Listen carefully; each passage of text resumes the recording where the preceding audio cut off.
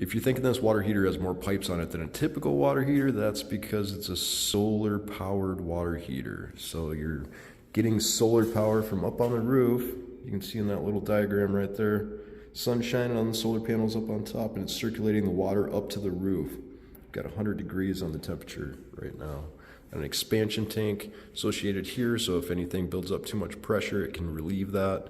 Got a timer built onto the circulating pump, so it circulates water throughout the house. There's a valve on the farthest plumbing fixture from this area that will help circulate throughout the house. So at certain times during the day, you're gonna have hot water no matter what.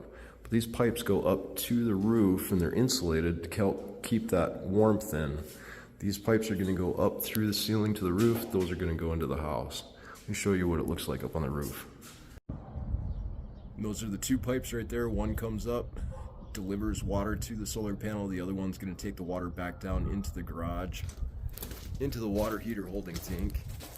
This is south facing, so you're gonna get a lot of heat built up from this, especially in the summertime in Arizona. These things are known to leak inside the wall. Now this is a fairly new system, put in 2021.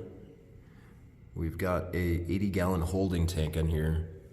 These usually will have one element in them.